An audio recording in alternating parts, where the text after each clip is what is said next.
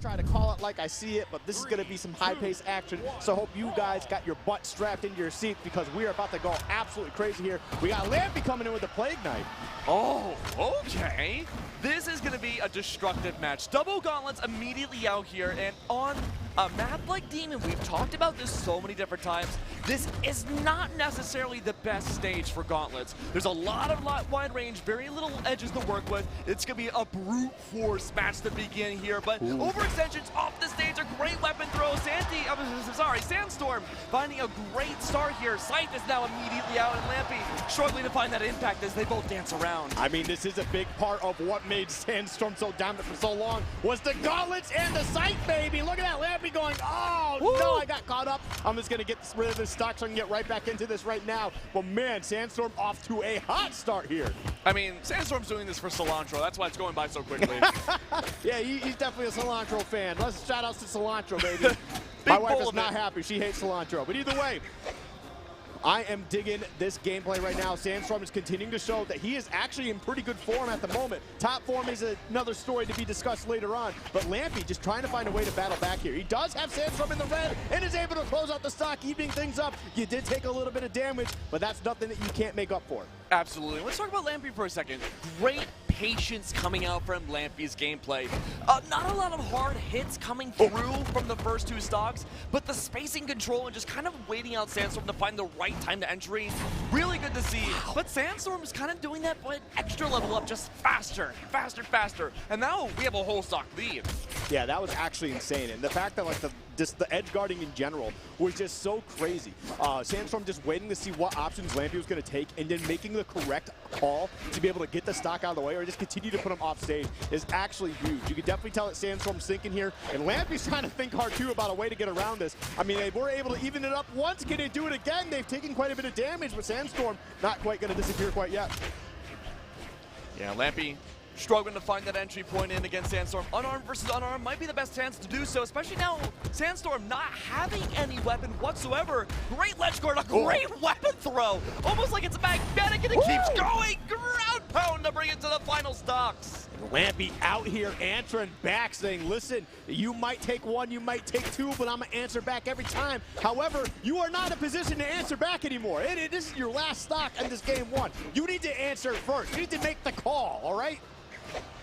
Well, Saul's not around right now. This has been incredibly difficult for Lampy to find any sort of impact here. Guitars against a now thrown Scythe. So difficult to find that entry point, but there it is. Attempted strings to go through, but Sandy completely jumps out of it. Back and forth, a spider web of chaos going by, and there we go, recovery. Sandstorm jumps above, overextends again, but there's no immediate punish. What could the result be? Red to orange. Weapon throw again. Oh, I like that weapon toss too. It lingered. Oh.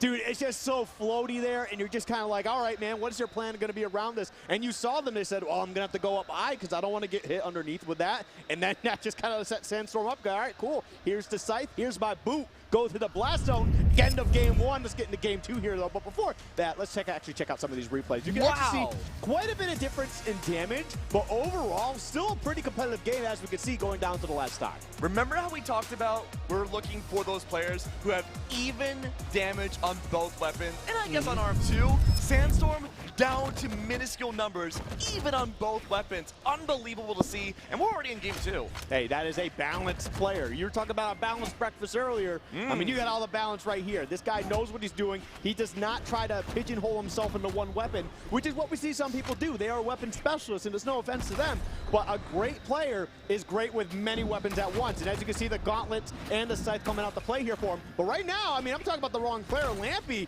look at them right now. They are playing fantastic. And Lampy is just up the tempo here, playing exactly at Sandstorm's speed, trying to catch them out on these overextensions. We know Sandstorm likes to kind of eject themselves from battle for a little bit and go for a reset. If Lampy catches out Sandstorm on that landing reset, that's the prime opportunity to find that impact, and we're most certainly seeing it here. Lampy with the ledge guard right now. Sandstorm trying to wait it out. Only a single more jump. Oh, but the recovery doesn't connect. That would have ended the first stock and given Lampy a lead. But as we can see here, okay, Sandstorm finding one opening and all of a sudden putting Lampy off stage. You can see Lampy probably panicked a little bit there too, but tried to remain as calm as possible. And they're still trying to find a way to get a strong footing on the stage. Ooh. You know what? I like that though. The recovery sending them to the top blast zone. Now I can walk around on stage as freely as I like for at least the next few seconds. Yeah, and keep in mind Lampy does have that stock lead, but Sandstorm was able to tie up that damage relatively quickly. Just because, again, you have that lead doesn't mean it could last forever.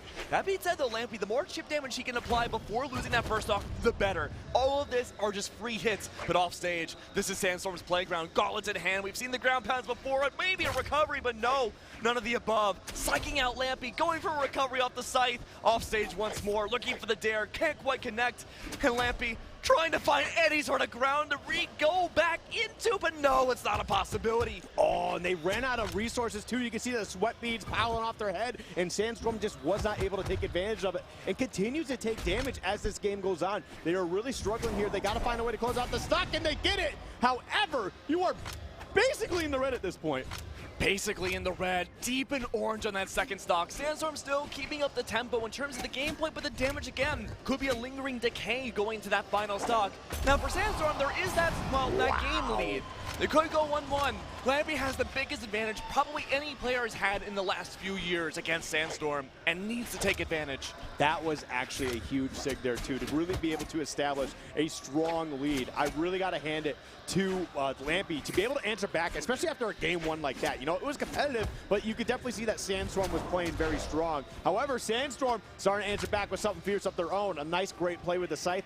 Ditching the scythe for the gauntlets here. Not quite going to be able to take the stock away. That's the same setup we saw earlier. We saw that in game one to close it all out. And there we go, close out the stock with the weapon. It's even! Woo, beautiful. And you actually saw right there, Lampy had to readjust his headset a little bit because, man, he'd probably feel a little bit nervous here because this is a best of three, you know. Look at both players on their cams right now. I've never seen that much focus, that much intensity between two players before. Down to the final stock. Again, winner's bracket short, no elimination just yet. But Lampy, again, this is your chance to prove yourself. And if you lose this stock, it's going to be a 2-0 against you. And it's going to be tough, but you know what? Hey, you already did this well, right? You haven't quite taken the game, but you've had a lead essentially the whole way through. Oh, but now it's not looking too good here. Oh, that's a huge play. Oh, not able to close out the stock. Lampy somehow finds a way through. The nerves, the pressure, all culminating now. The damage applied against Lampy. It's Sandstorm, full control of Demon. It's Lampy only with a single ledge to work with. Up in the air, it's Sandstorm looking to find a little bit more impact, but no. Instead, the setup is there. Sandstorm cannot find the finisher. Up 1, 2, 3, 4. You don't want to be in the air against the scythe. Lampy's going to go one more time. Off the stage. Great ledge guard from Sandstorm. All options seemingly covered except the most basic, standing on the ground. Lampy's final chance to get back on stage. A spot dodge to get back on. And Sandstorm takes damage. Red the red. Final stock. Could be our first chance to see game 3. But no! Lampy's still living though. He's in the dark red. He's in a lot of trouble too. But Sandstorm could also be going down here very quickly. He somehow lives, but no scythe in hand. Lampy's got to take advantage of this. He barely misses. He actually lands on stage with the attack. No, he falls out of gas, but he gets it. He finds a way to take game 2. Game 3! Woo! Finally! Our first game 3 today, at least with us casting, but wow! I wish we had a telestrator to break that down. I mean, Lampy, so many micro adjustments. Again, the big picture, right? Lampy is now going toe-to-toe. Same exact speed, same exact tempo, the same amount of aggression, and funny enough, same relative amount of damage being applied that we had seen in game 1 that Sandstorm had. Yes. Oh, man, and what a wild game that was. I mean, the nerves of steel on Lampy to just be able to kind of bunker down and not get too ahead of themselves in the game. And I feel like that's super easy to do against players of this caliber, right? Because you see the name. Even if they're not performing at the top level, you see the name and you're like, I am getting into a war zone here right now. So right now, look at that. Lampy off to a good start here, getting a nice little combo. Nothing super crazy, but definitely a nice way to set the tone. Look, if I'm Lampy right now, I don't want to go off stage. Sandstorm has something wild up their sleeves, looking to find that edge control Offstage though, good range for the D-Sig, not finding that impact. Neutral sends Sandstorm high in the sky. A great damage diff starting off, but again, when you're a Caspian, you only have chip damage to rely on except for the neutral. That's such a beautiful lead for Lampy. I mean, Caspian has some of the best SIGs in the game, I'm gonna be honest. These things are always so crazy. And you see a lot of SIGs get thrown out when people are playing this character, and for good reason. They're quick, they're strong, they're effective. However, Lampy, as great as they're looking right now, does have to deal with a Sandstorm who's now got his back against the wall. You don't want to put Baby in the corner because you don't know how they're gonna be able to react, and Sandstorm's trying to battle back himself. And Lampy's playing a dangerous game again.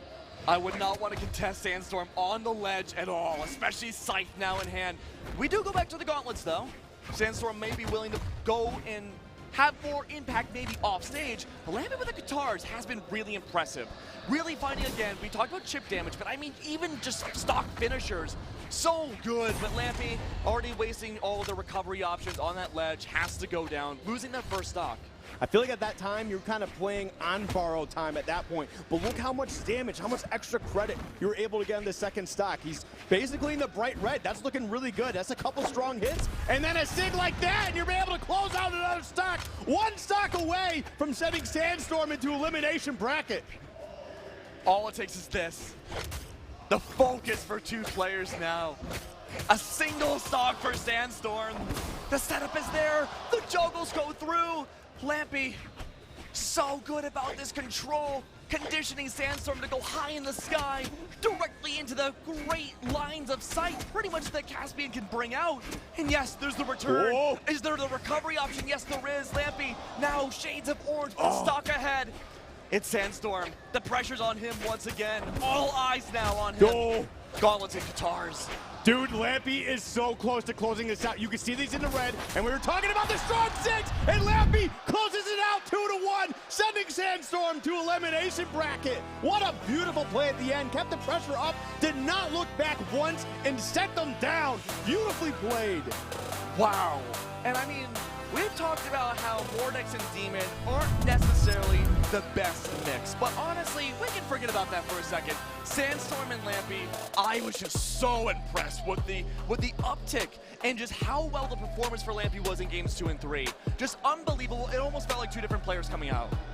Yeah, man, like it's just that crazy. And you look at that. Look at the guitars. Look at the guitar damage, right? Wow. It's not that Lampy, right? It's not that Plague Knight does not have good gauntlet, you know, gameplay or SIGs or anything like that. Caspian SIGs across the board are really good. But you look at the damage, the combo potential with the guitars, and then this like closing out these stocks. You look at this right here.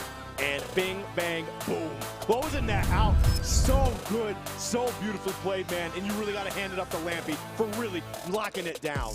I mean, look, PR 28-59. We talked about how the PRs, you know, not that much of a marginal difference compared to other matches we've had today. But I mean, good Lord, that PR is going to be going way up after 28. Oh.